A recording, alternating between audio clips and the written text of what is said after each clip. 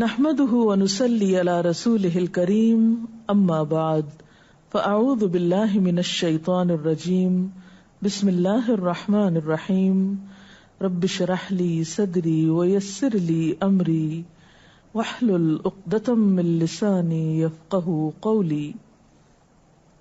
انسانی حقوق میں والدین کے بعد انسان کے قریبی رشتہ دار اس کے حسن سلوک کے مستحق ہیں۔ قرآن پاک کی کم از کم 12 آیات میں براہ راست رشتہ داروں کے حقوق کا لحاظ رکھنے کی تلقین کی گئی ہے۔ حقیقت یہ ہے کہ انسان تنہا زندگی بسر نہیں کر سکتا، اسے جذباتی طور پر، روحانی طور پر اپنی ترقی کے لیے انسانوں کی مدد کی ضرورت ہوتی ہے، اور مدد کرنے والے انسانوں میں سب سے پہلے اس کا واسطہ اس کے قریبی رشتہ داروں کے ساتھ پڑتا ہے۔ اگر انسان کو ان کا تعاون حاصل رہے تو زندگی کے بہت سے کٹھن اور مشکل مراحل آسانی کے ساتھ طے ہو جاتے ہیں، زندگی خوشگوار گزرتی۔ اور اگر انسان کے قریب ترین رشتہ داروں اور انسانوں کے ساتھ تعلقات اچھے نہ ہوں تو انسان کے لیے زندگی کا سفر ایک کٹھن سفر بن کر رہ جاتا ہے۔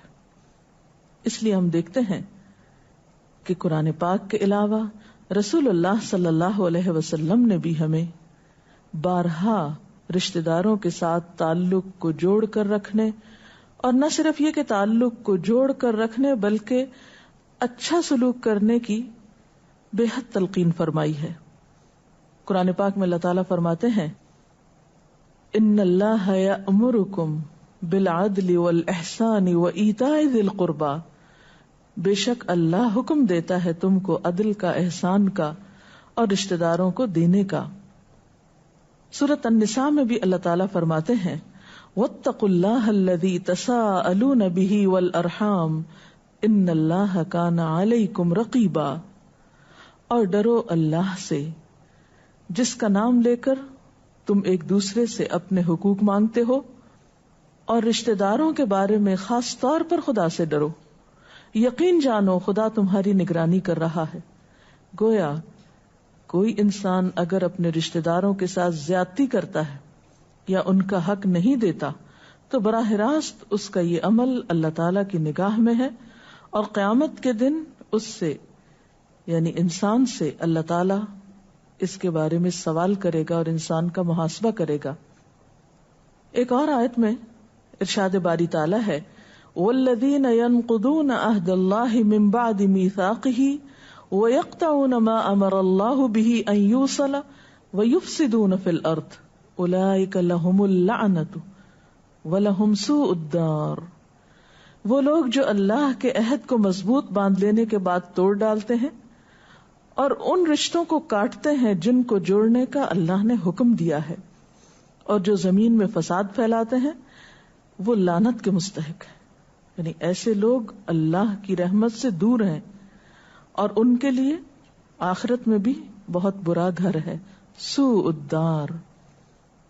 گویا رشتہ داروں کے ساتھ حسن سلوک کرنا انسان کے لیے اس دنیا اور اگلی دنیا میں کامیابی کا سبب ہے، اور اس کے برعکس ان کے ساتھ بدسلوکی کرنا، ان کا حق ادا نہ کرنا، یہ انسان کی بدقسمتی کی علامت ہے اور شدید نقصان کا سبب ہے۔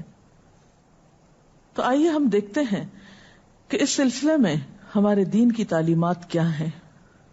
حضرت ابو ایوب انصاری رضی اللہ تعالی عنہ روایت کرتے ہیں کہ ایک شخص نے کہا یا رسول اللہ صلی اللہ علیہ وسلم، مجھے ایسا عمل بتائیے جو مجھے جنت میں داخل کرے اور جہنم سے دور کر دے۔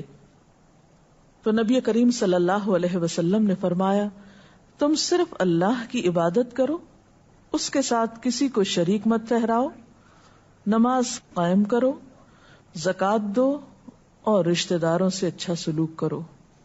تو گویا اس حدیث کی روح سے بھی یہی بات سمجھ میں آتی ہے کہ جنت میں لے جانے والا عمل اور دوزخ سے دور کرنے والا عمل رشتہ داروں کے ساتھ حسن سلوک ہے۔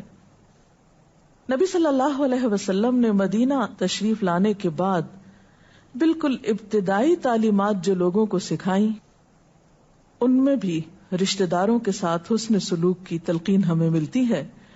حضرت عبداللہ بن سلام کہتے ہیں کہ پہلی بات جو میں نے نبی صلی اللہ علیہ وسلم سے سنی تھی وہ یہ تھی کہ اے لوگو، سلام کو خوب رواج دو، کھانا کھلاؤ اور رشتوں کو جوڑو، اور راتوں کو نماز پڑھو جبکہ لوگ سو رہے ہوں، تم امن کے ساتھ جنت میں داخل ہو جاؤ گے. گویا جنت میں داخلے کے لیے رشتہ داروں کے ساتھ حسن سلوک شرط ہے. جہاں اللہ تعالیٰ نے اپنی عبادت کا حکم دیا، وہاں ساتھ ہی انسانوں میں سے خصوصی طور پر رشتہ داروں کے ساتھ حسن سلوک کا درس دیا. ایک اور حدیث میں آتا ہے، حضرت ابو ہریرہ رضی اللہ تعالی عنہ سے روایت ہے، آپ نے فرمایا اللہ تعالیٰ جب مخلوق کو پیدا کر چکے تو رحم نے کھڑے ہو کر اللہ کا دامن پکڑ لیا اور عرض کیا، یہ مقام اس کا ہے جو کاٹے جانے سے تیری پناہ لے رہا ہے. اللہ تعالیٰ نے فرمایا، کیا تو اس بات پر راضی ہے کہ جو تجھے جوڑے میں اسے جوڑے رکھوں اور جو تجھے کاٹے میں اس کو کاٹ دوں؟ رحم نے کہا، بے شک میرے رب، میں اس بات پہ راضی ہوں. اللہ تعالیٰ نے فرمایا، تو یوں ہی ہوگا. یہاں کاٹے جانے سے مراد کیا ہے؟ اللہ کی رحمت سے کاٹا جانا. اور جوڑے جانے سے مراد کیا ہے؟ اللہ کی رحمت سے جوڑا جانا. یعنی وہ شخص خاص طور پر اللہ سبحانہ و تعالیٰ کی رحمت میں ہوتا ہے، اس کی نظر عنایت میں ہوتا ہے، جو اپنے رشتہ داروں کے ساتھ تعلق برقرار رکھتا ہے، باوجود اس کے کہ ان کی طرف سے وقتاً فوقتاً تکلیفیں اور آزمائشیں آتی رہتی ہیں. اس سلسلے میں عموماً یہ کہا جاتا ہے کہ رشتہ دار تو ہمارے ساتھ اچھا نہیں کرتے، ہم ان کے ساتھ اچھا کیسے کریں؟ بات یہ ہے کہ جو ہم سے اچھا کرے اس کے ساتھ اچھا کرنا تو کچھ بھی مشکل نہیں. آپ نے یہ فرمایا کہ وہ شخص صلہ رحمی کرنے والا نہیں جو بدلے کے طور پہ کرتا ہے، یعنی کوئی اس سے اچھا کرتا تو وہ بھی کر دیتا ہے، بلکہ اصل صلہ رحمی کرنے والا وہ ہے، یعنی اس حکم پر عمل کرنے والا اصل میں وہ شخص ہے کہ جب اس سے قطع رحمی کی جائے، اس سے تعلق کاٹا جائے تو وہ صلہ رحمی کرے، وہ حسن سلوک کرے. گویا اصل صلہ رحمی اس صورت میں ہے جب دوسری طرف سے رسپانس نہ ملے، جب دوسرا اچھا نہ کر رہا ہو. اسی لیے آپ صلی اللہ علیہ وسلم نے رشتہ داروں پہ مال خرچ کرنے کا دگنا اجر بتایا ہے، تاکہ انسان اس صورت میں بھی ان کے ساتھ بھلائی کرتا رہے، اپنے مال کے ساتھ ان کی خیرخواہی کرتا رہے جب ان کی طرف سے کسی قسم کا کوئی فائدہ حاصل نہ ہو. آپ نے فرمایا کہ مسکین کو صدقہ دینے سے صرف صدقے کا ثواب ملتا ہے، جبکہ رشتہ دار کو دینے سے دوہرا ثواب ملتا ہے، ایک صدقے کا، دوسرے رشتہ داری کے حقوق ادا کرنے کا. پھر اسی طرح آپ صلی اللہ علیہ وسلم نے کچھ اور فائدے بتا کر بھی انسانوں کو اس بات پہ آمادہ کیا کہ وہ رشتہ داروں کے ساتھ اچھا کیا کریں. آپ نے فرمایا، جس شخص کو یہ بات پسند ہو کہ اس کی روزی میں فراخی ہو، اس کی عمر میں تاخیر ہو، یعنی لمبی عمر پائے، تو اسے چاہیے کہ صلہ رحمی کرے. آپ دیکھیں کہ یہ دو چیزیں ایسی ہیں کہ جن کا ہر شخص حریص ہوتا ہے کہ اس کے رزق میں وسعت ہو، برکت ہو، زیادہ ہو اس کے پاس، اور دوسرے یہ کہ زیادہ دن اس دنیا میں جینے کا موقع ملے، جیسی بھی ہے یہ. تو ان دو چیزوں میں اضافے کا طریقہ، اضافے کا نسخہ کیا ہے؟ رشتہ داروں کے ساتھ بھلائی کرنا. اسی طرح دنیا کے فائدے کے علاوہ آخرت کا فائدہ بھی بہت بہترین ہے، اور وہ ہے جنت کی شکل میں.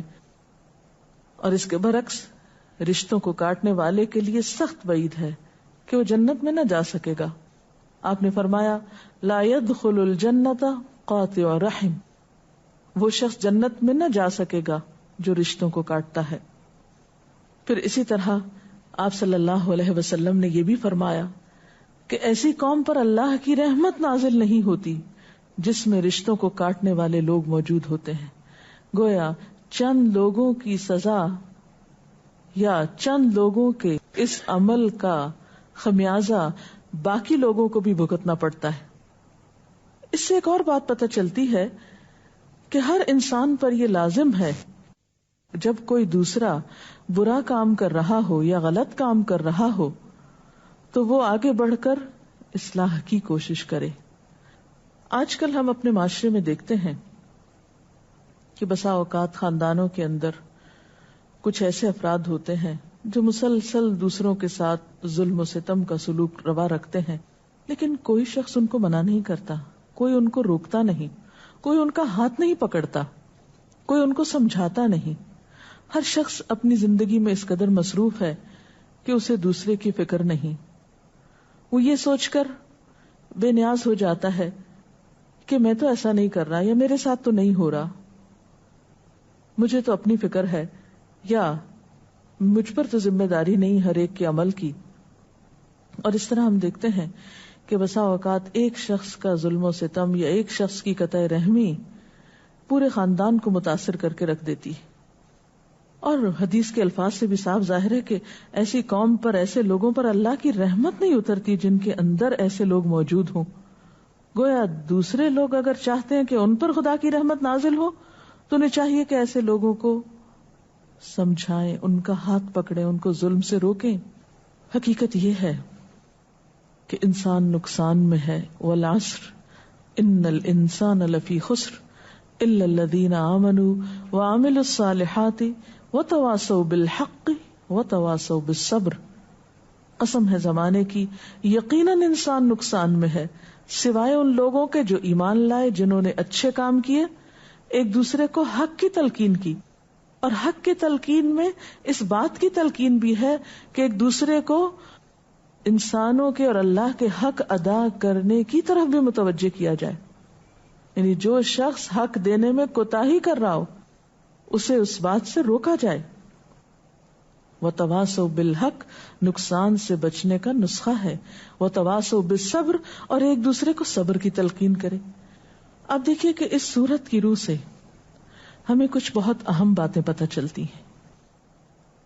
پہلی بات تو یہ کہ انسان خسارے میں ہے، اور بچنے کا طریقہ کیا ہے کہ ایمان لا کر نیک عمل کرے. یہ تو اس کے اپنی ذاتی زندگی تک محدود ہے، لیکن اس کے ساتھ ساتھ اجتماعی زندگی میں وتواصوا بالحق وتواصوا بالصبر کرے. اب آپ دیکھیے کہ خاندانی زندگی کے اندر یہ کام کس طرح کیا جا سکتا ہے. وتواصوا بالحق کا کیا مطلب ہے کہ ایک شخص اگر ہمارے ہی رشتہ داروں میں، ہمارے ہی خاندان میں ایسا پایا جاتا ہے جو دوسرے اہل خاندان کا حق ادا نہیں کرتا، تو ہمیں اس سے بے نیاز نہیں ہونا، ہمیں اس کو تلقین کرنی ہے، اسے اس بات پہ مجبور کرنا ہے کہ وہ دوسروں کا حق ادا کرے. اور دوسری طرف وتواصوا بالصبر، ایک دوسرے کو صبر کی تلقین کرنا کہ جس کے ساتھ زیادتی ہو رہی ہو اسے انتقام لینے پر نہ اکسایا جائے یا جلد بازی نہ کرائی جائے، بلکہ اسے صبر کی تلقین کی جائے.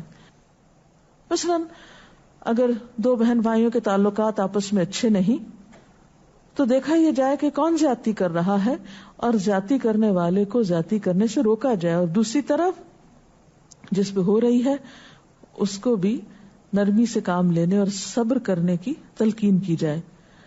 یہی وہ طریقہ ہے، سنہرا طریقہ جو قرآن نے ہمیں بتایا ہے نقصان سے بچنے کا، ہمارے خاندانی معاملات میں بھی، اجتماعی معاملات میں، اور بحیثیت امت مسلمہ کے، کہ ایک دوسرے کو نیکی اور بھلائی کی طرف لے کے چلنے والے ہوں. تعاونوا علی البر والتقوی، اور اس کے برعکس ولا تعاونوا علی الاثم والعدوان، گناہ اور زیادتی کے کاموں میں ایک دوسرے کے ساتھ تعاون نہ کرنے والے.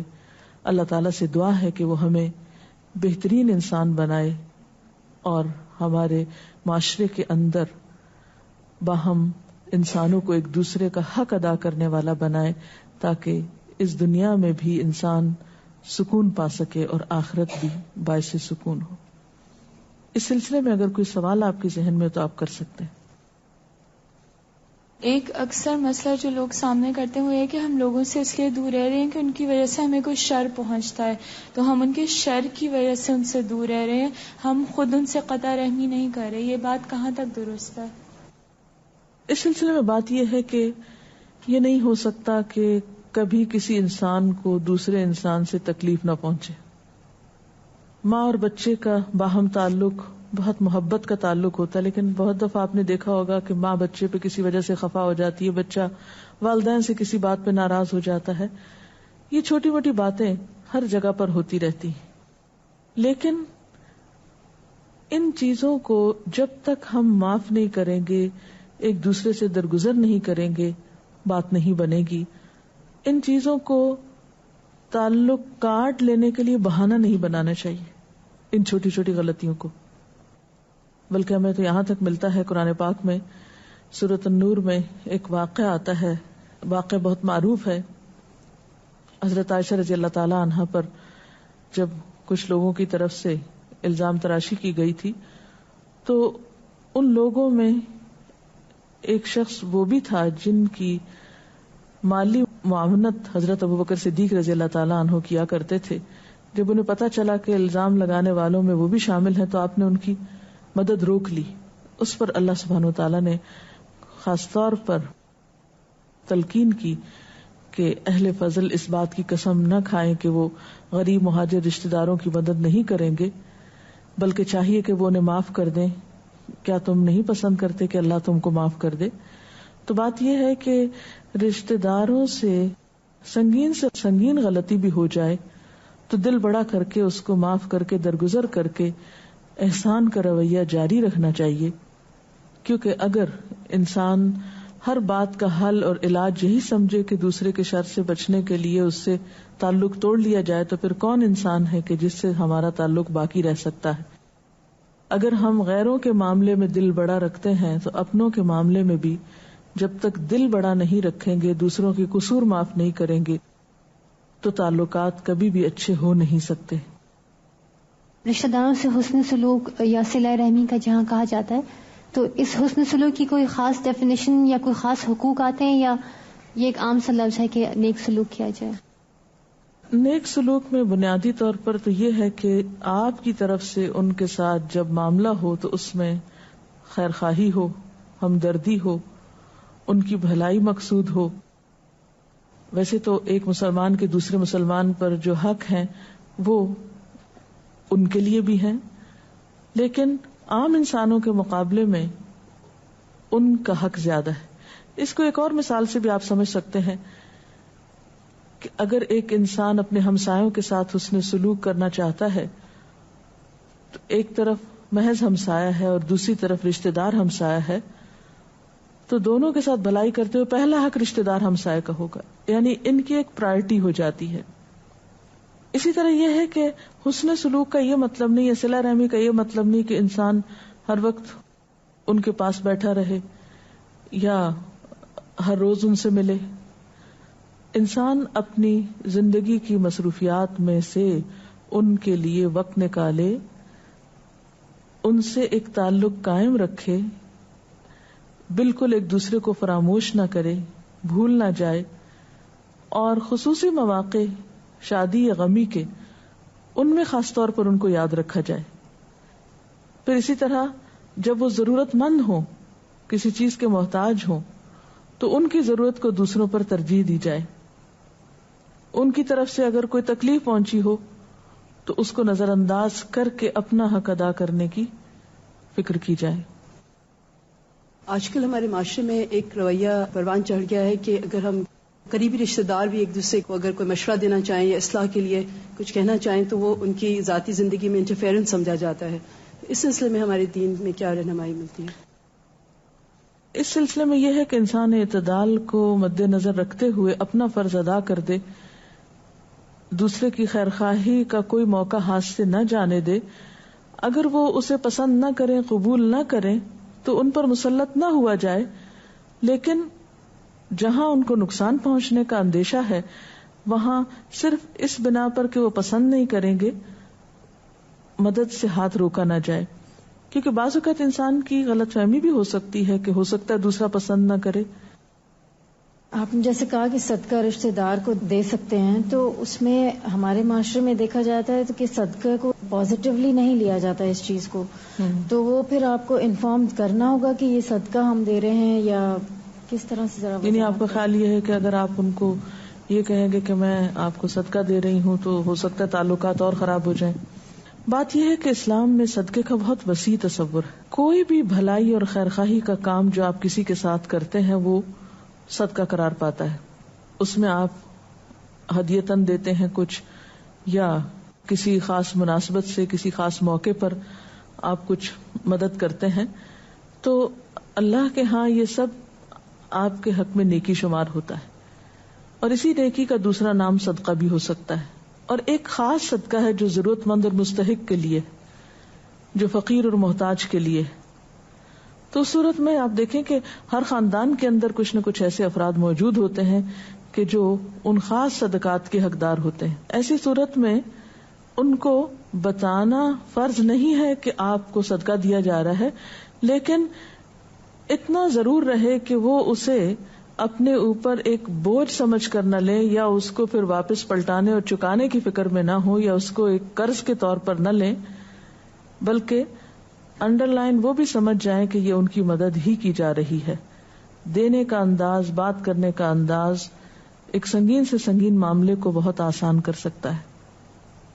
یعنی دوسرے کو افینڈ کیے بغیر آپ اس کی مدد کر سکتے ہیں، انڈائریکٹلی بتا کر یا سمجھا کر، تاکہ وہ ضرورت بھی پوری کر سکے، اس کی عزت نفس پر بھی حرف نہ آئے اور مقصد بھی پورا ہو جائے. رشتہ داروں میں کیا ہم پیدائشی طور پہ خون کے رشتے لیں گے یا سسرال کے رشتہ دار ہوتے ہیں؟ اس کے علاوہ کیا رشتہ داروں کے درمیان بھی کوئی اس طرح کی ہے کہ قریبی رشتہ داروں کو زیادہ پرائرٹی دی جائے دور کے رشتہ داروں سے؟ کیا اس طرح کی بھی کوئی؟ جی ہاں، اس میں یہ ہے کہ ابتدائی طور پر تو جو قریبی رشتے ہیں، والدین، اولاد، بہن بھائی، پھر خالہ، ماموں، چچا، ماں کی طرف سے، باپ کی طرف سے، شادی کے بعد پھر سسرالی رشتے بھی اس میں شامل ہو جاتے ہیں، کیونکہ قرآن پاک میں نسب کے ساتھ سحر کا لفظ بھی آتا ہے سسرال کے لیے. بیوی کے لیے شوہر کے رشتے دار بہت اہم ہیں، شوہر کے لیے بیوی کے رشتے دار بہت اہم ہونے چاہیے. اسی طرح یہ ہے کہ کچھ رشتے دار آپ کے قریب کے ہو سکتے ہیں، مثلاً یہ کہ اپنے بہن بھائی بنسبت اس کے کہ چچا کے بچے یعنی کزنز. تو obviously کچھ قریب کے ہوں گے، کچھ سیکنڈ جنریشن ہوگی، کچھ اس سے دور چلے جائیں گے. تو انسان جب بھی کوئی خیر و بھلائی کا کام کرنا چاہے تو رشتہ داروں میں پہلی ترجیح ان کی ہوگی جو زیادہ قریب ہوں گے. فالاقرب الاقرب. آپ نے کہا کہ جو رشتہ دار کاٹے اس سے آپ جڑیں. اگر ہم کوشش کرتے ہیں جڑنے کی، وہ تعلق ہی نہیں رکھنا چاہتے، تو ایسی صورت میں ہم کیا کریں؟ آپ اپنا فرض ادا کر دیجئے، اس کے بعد اس کے عمل کی ذمہ داری اسی پہ چھوڑ دیجئے، وہ خود اپنے عمل کے لیے جواب دہ ہے. لیکن آپ اپنے عمل کو کسی کے عمل کے تابع نہ کریں کہ جو وہ کرے وہی آپ کریں. آپ کو اپنی سوچ، اپنے شعور اور اپنی مرضی اور اپنی گڈ ول کے ساتھ اپنے لیے اچھائی کی راہ منتخب کرنی چاہیے. وآخر دعوانا ان الحمد للہ رب العالمین. سبحانک اللہم وبحمدک، نشہد ان لا الہ الا انت، نستغفرک ونتوب الیک. والسلام علیکم ورحمۃ اللہ وبرکاتہ.